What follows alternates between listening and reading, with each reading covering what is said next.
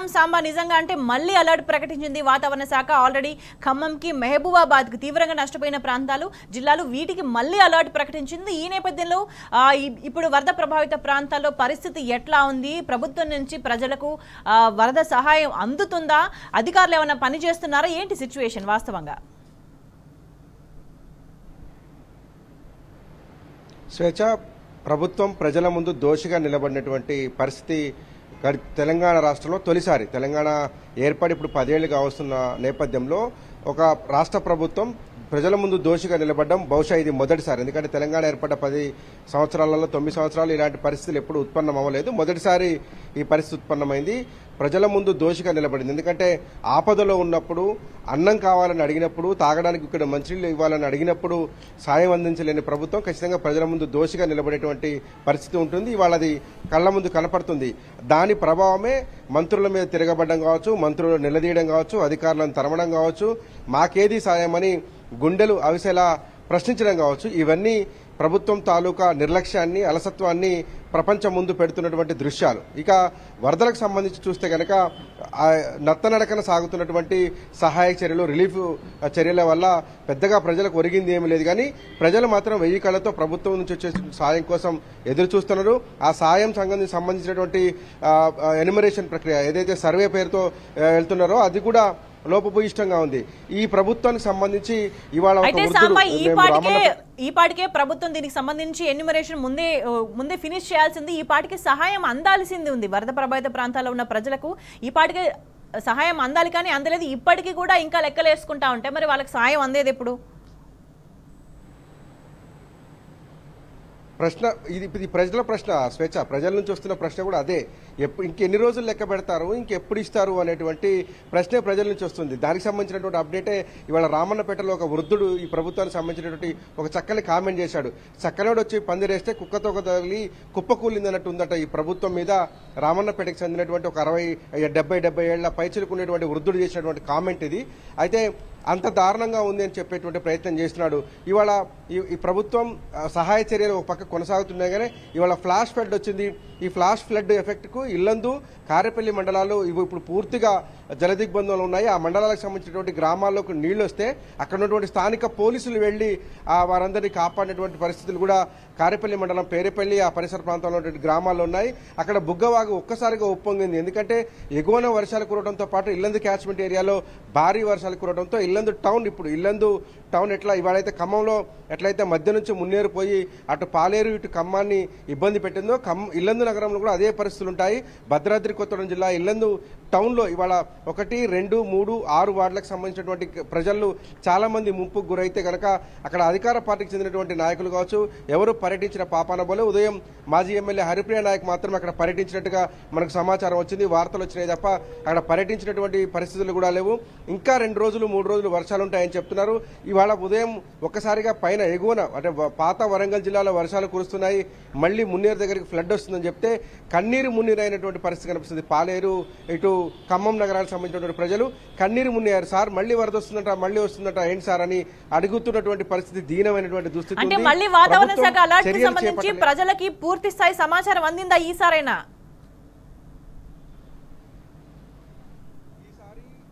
సామాజిక మాధ్యమాలను నమ్ముకున్నారు ప్రజలు, ప్రభుత్వాన్ని నమ్ముకోలేదు స్వేచ్ఛ.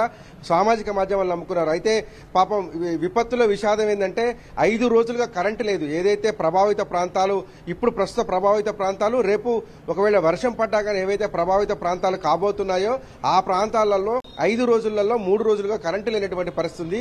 వాళ్లకు ఫోన్ల ద్వారా కూడా సమాచారం వచ్చేటువంటి ఆస్కారం లేదు. కానీ కొంత మీడియా సంస్థలు అక్కడికి లైవ్ కవరేజ్కి వెళ్ళినప్పుడు అక్కడ ఉన్నటువంటి ప్రజలకు చెప్పేటువంటి ప్రయత్నం చేస్తున్నాం.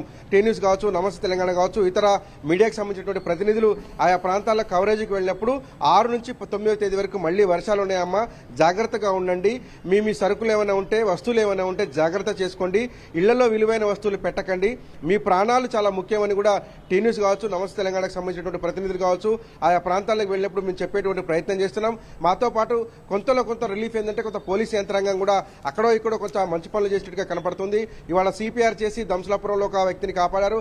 అట్లాగే కారేపల్లి దగ్గర కూడా ఫ్లాష్ ఫ్లడ్ వచ్చి ఆ పేరేపల్లి విలేజ్ లో 20 కుటుంబాలు ముంపున గురై ప్రాణాలు పోయేటువంటి పరిస్థితులు ఉన్నప్పుడు అక్కడ స్థానిక ఎస్ఐ ఎవరో రెస్పాండ్ అయ్యి ముందుకు తీసుకొచ్చినట్టు కూడా మనకు సమాచారం ఉంది. అక్కడ ఇక్కడ సామాజికమైన కోణాల్లో పని జరుగుతుంది తప్ప ప్రభుత్వం నుంచి పని జరగట్లేదు. ముఖ్యంగా రెవెన్యూ డిపార్ట్మెంట్ కావచ్చు, కలెక్టర్ కావచ్చు, ఇతర వరద విపత్తుకు సంబంధించినటువంటి అధికారులు కావచ్చు, మున్సిపల్ శానిటేషన్కి సంబంధించిన వర్కర్లు కావచ్చు, హెల్త్ డిపార్ట్మెంట్ కావచ్చు, అంతా నిద్రావస్థలో ఉన్నటువంటి పరిస్థితి కనబడుతుంది. 1 కిలో బ్లీచింగ్ పౌడర్ తీసుకొచ్చి చల్లేటువంటి తీరిక హెల్త్ డిపార్ట్మెంట్కి లేదని ప్రజలు చెప్తున్నటువంటి పరిస్థితి కనపడుతుంది. మేము చాలా ప్రాంతాల్లో వరద ప్రభావిత ప్రాంతాల్లో వెళ్ళినప్పుడు ఆ దృశ్యాలను టీ న్యూస్ తెర మీద చాలా చూపించాం. ఎక్కడ కూడా బ్లీచింగ్ పౌడర్ చల్లినటువంటి దాఖలాలు, ఎందుకంటే బ్లీచింగ్ పౌడర్ చల్లితే దాదాపు 1.5-2 రోజుల పాటు తెల్లగా అక్కడ పేరుకుపోయి ఉంటుంది. అటువంటి పరిస్థితులు ఎక్కడ మాకు కనిపించలేదు. ప్రజల్ని కూడా అడిగాం, అమ్మ ఎక్కడ బ్లీచింగ్ చేశారా, ఏదైనా కెమికల్ స్ప్రే చేశారా, దోమలు ప్రబలకుండా అంటురోగాలు రాకుండా చేశారంటే చేతులెత్తి దండం పెట్టి కళ్ళు చెమరుస్తూ చెప్తున్నారు, ఎవరూ రాలేదు సార్, ఇప్పటిదాకా వచ్చినటువంటి దాఖలాలు లేదు. అప్పుడో ఇప్పుడో మీడియా వాళ్ళు వచ్చి కవరేజ్ చేసుకొని పోతున్నారు తప్ప మాకు ఎలాంటి సాయం అందించట్లేదు. ఎవరన్నా సాయం చేయడానికి వస్తే కూడా స్థానిక కాంగ్రెస్ నేతలు ఇది మీన్ చేశామని వారు ఖాతాలు వేసుకున్నారని చెప్తున్నారు. కొద్దిసేపటి క్రితం బొక్కలగడ్డలో మనం లైవ్ కవరేజ్కి వెళ్ళినప్పుడు ఎవరో ఎక్స్ సర్వీస్ మ్యాన్ ఒక అతను వచ్చి కారు పక్కన పెట్టుకుని అడిగితే ప్రజలు స్పష్టంగా అడుగుతున్నారు, అయ్యా మీరు ఏ పార్టీ, మీరు కాంగ్రెస్ పార్టీ వాళ్ళ లేకపోతే ప్రభుత్వం పంపించింది అని అడిగితే ఆయన చెప్పారు, నేను ఎక్స్ సర్వీస్ మ్యాన్ అమ్మా, నేను గతంలో ఆర్మీలో పనిచేసి వచ్చాను, నా దగ్గర కొంత డబ్బు ఉంది, మీ పరిస్థితి చూసి నేను స్పందించానమ్మా, కొంచెం సరుకులు తీసుకొచ్చాను, ఒక 20-30 కుటుంబాలకు సాయం చేస్తానని ఆయన చెప్పారు. అంటే ప్రజల యొక్క పరిస్థితి ఇలా ఉంది. అంటే ఎవరో చేసిన సాయాన్ని కూడా తమ ఖాతాలు వేసుకునేందుకు కాంగ్రెస్ పార్టీ కార్యకర్తలు ప్రయత్నిస్తున్నారు. అది కాకుండా అక్కడో ఇక్కడో నిరసనలకు దిగినటువంటి వారిని టార్గెట్ చేసి, ఇందాక మనకు రామన్నపేట కాలనీలో ఒక అమ్మాయి మాట్లాడుతూ చెప్పింది, సార్ నన్ను టార్గెట్ చేశారు, నువ్వే ధర్నా చేయించావు, నీ సంగతి చూస్తాం, నువ్వు ఇక్కడ పట్టా లేకుండా ఇంట్లో ఉంటున్నావు, నీ ఇల్లును ఎట్లా ఉంటావో ముందు రోజుల్లో చూస్తావు, నన్ను బెదిరించారు సార్ అని ఆ అమ్మాయి టీ న్యూస్ ముందు వాపోయింది. అసలు వరదతో నష్టపోయిన వాళ్ళకి ప్రభుత్వం సహాయం చేయాల్సింది పోయి సహాయం చేయండి అని అడిగిన వాళ్ళ మీద ఉల్టా, అంటే ఇప్పుడు వరద సంబంధించి మనం ఇటువంటి సిచ్యువేషన్ చూస్తున్నాం. మనం గతంలో కూడా అనేక సమస్యలకు సంబంధించి ప్రజలంతా కూడా అనేక వర్గాల వాళ్ళు రోడ్లకి ధర్నాలు చేసిన సందర్భంలో కూడా వాళ్ళ మీద ఉల్టా కేసులు పెట్టిన పరిస్థితి. ఇది మాత్రం మరింత దారుణమైన పరిస్థితిగా మనం భావించవచ్చు సాంబా. అంటే వరదల్లో నష్టపోయి అటువంటి కష్టంలో ఉండి పరిస్థితి ఏంటి అని మాట్లాడుతున్న వాళ్ళని కూడా బెదిరించడం చాలా దారుణమైన విషయంగా వాళ్ళు చెప్తున్నారు. ఒంటి మీద ఉన్న బట్టలు మిగిలినటువంటి మా ప్రాణాలు రెండే మా సొంతంగా ఉన్నాయి తప్ప మిగతాది ఏమీ మా సొంతం లేదు సార్, మేము కట్టుబట్టలతో రోడ్డు మీదనే ఉన్నాము. మంత్రులు వచ్చి కార్లు దిగకుండా వెళ్లి ప్రచారానికి వచ్చినట్టుగా వచ్చి పోతుంటే ఆవేదన చెంది మేము కార్లకు అడ్డం పోతున్నాము, లేకపోతే వాళ్ళతో మాకేం పని అని అడుగుతున్నారు. ఈ సందర్భంలో కూడా నిన్న కూడా బొక్కలగడ్డ ప్రాంతంలో, మంచికట్టి నగర్ ప్రాంతంలో బీఆర్ఎస్ నాయకులు నిత్యావసర సరుకులు కూరగాయలు పంచుతున్నప్పుడు రాళ్లేసి దాడి చేసినప్పుడు కూడా అక్కడ వరద బాధితులు ఇద్దరు తలలు పగిలి రక్తం చిందినటువంటి పరిస్థితి కనబడుతుంది.